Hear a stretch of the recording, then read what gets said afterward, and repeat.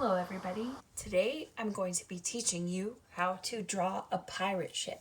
Since it's raining outside today, I'm channeling that scene, and in our week of things from the water, we're going to roll out our next tutorial with a pencil, an eraser, and that's all we'll need for step 1 in this pirate ship, okay? Let's get started.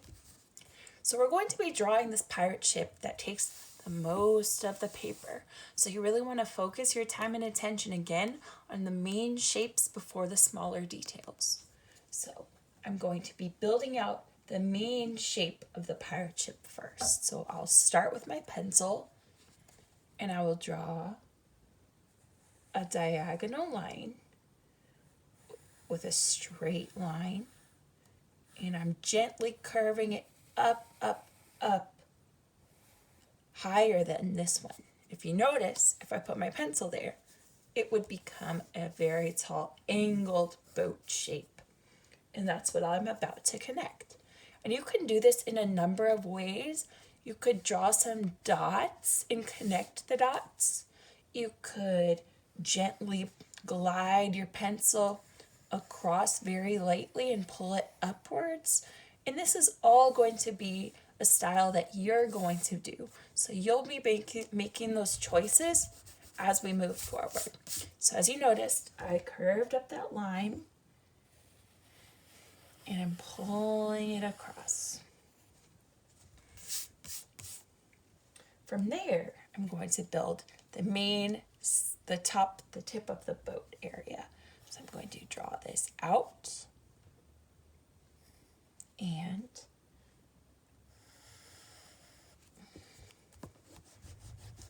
from there I'm going to be changing up this main part of the boat. I drew a line outwards, a little bit taller, and I'm going to create the rim, the main parts there. Okay, so there we have step 1 and 2. I'm just going to make an additional area here where there might be a line design, but you don't have to include that part. And down here, I'm going to be drawing little circles for the windows in the boat, the pirate ship. All right. From here, I'm going to draw this sort of plank section coming out, and we're going to be doing the masts next, the masts of the ship, the pirate ship. So I'm going to start by drawing straight lines, 3 with a separation. I'm choosing like a finger of separation in between each one, all right? And I'm going to put a finger in between and make one really tall. One line there. Again, a finger of separation. And they could be a little bit different than mine. You don't have to go with the way I'm drawing mine, all right? And I'm only going to have room for 2 here. 1, 2. All right, so I have 3, 3, and 2. And from there, we're going to draw a straight line on the top of each of our top lines, okay? And then I'm going to be extending these out a bit more as I draw this curve. Extending them out a little bit more, drawing a curve, and making the last and final one curve. All right, so there we have the first one. The second one, I'm going to design the flag that I want to go there.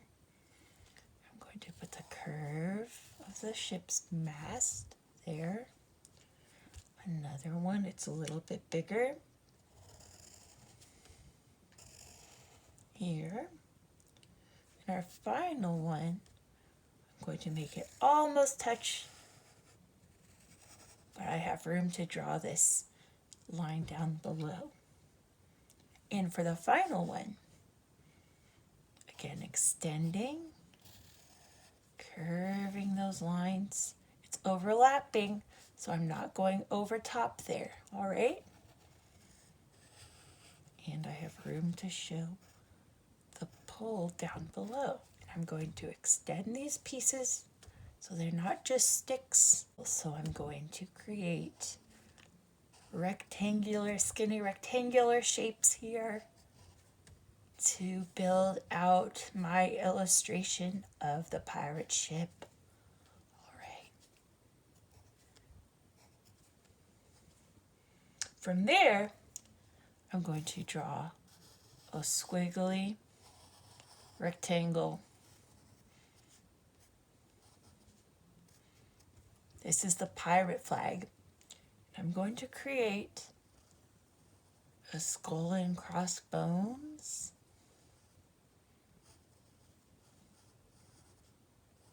To show the symbol of who is on this ship and the pirates are on board. So there we have a pirate flag. Okay, from there, I'm going to add a slight curved line, see a series of curved lines along the main part of this ship. And as you notice, it takes up the majority of my page, and that's just what I wanted. Maybe I'll put a little design there, and that's your choice. It's the main part of the boat, right? And don't forget, before we think of colors or anything else, I'm going to draw some lines that show the water, and these can be drawn differently, but I'm going to have this curved line repeating throughout the water, maybe some more waves, perhaps some sharks are coming along in the water. So I'm going to draw a triangle with some ripples around it. And in the distance, way up high, in this case, my ocean, my water goes behind the boat. I'm going to draw a little island or a little landscape with some rolling mountains. And I'll add some clouds like we did in the illustration of the island, again with the flat area with some rolling squiggly lines. And since I'm coloring this in, I don't want to get really bored with all of the sky that I need to color, so I'm adding enough clouds in the distance to allow for some space, some blank space in the background so your eyes can rest and enjoy the focal point, the main part, which will be and always be in this scene, the pirate ship. All right.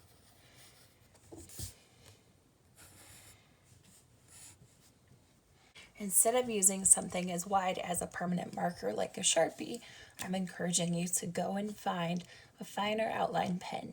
If you can't find a permanent marker to outline, something that could work as well is a colored pencil or another material that when you erase, it won't start to smudge your paper. So I do have a permanent fine-tipped pen, so that's what I'll be using. And if you end up not finding one around where you are, have no worries. We can still move on with the coloring. So let's get started. I'm going to outline every part of my illustration. And this time, the pencil is matching up almost perfectly with this fine-tipped pen. It's not wider than the pencil line. It's the exact same width. And I'm going to take my time, not rushing this process at all. I want each of my pencil lines to get covered over with the fine tip pen. So you should be very gentle. Don't rush. Okay? You're about to see a time lapse of me outlining everything. So you might say to yourself, Mr. Soto, how on earth are you getting this done? But my friends, remember, I have video editing capabilities in these. So that is not me rushing. That is a sped up process of a very slow, very careful, meticulous journey. Are you ready? Let's outline. So take all the time you need. You can pause this section of the video. We'll be moving on after you're done, okay?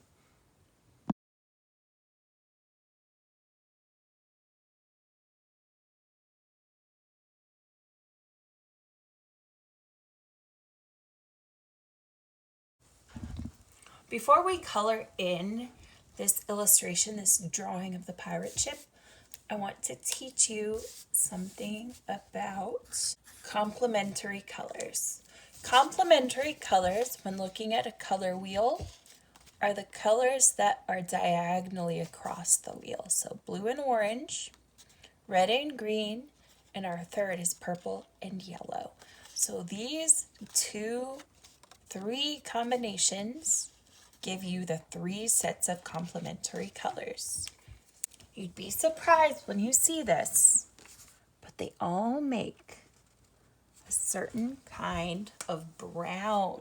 Again, it's easier for you to see. So I just wanted to show you that in case you don't have colors, you can really blend with markers, and using complementary colors, you can make a lot of different shades and tones of brown. So I would love for one of these browns to become the base of my ship, my pirate ship. And I really like the lightness, the brightness that red and green bring to this drawing. I don't want it to go this dark yet, so I'm going to be using this red and green combination brown to build the boat. So I'm going to use red and green to fill in my boat. If you're feeling up to it, I'd love for you to make a complementary color brown to fill in your boat. So let's get started on that, all right?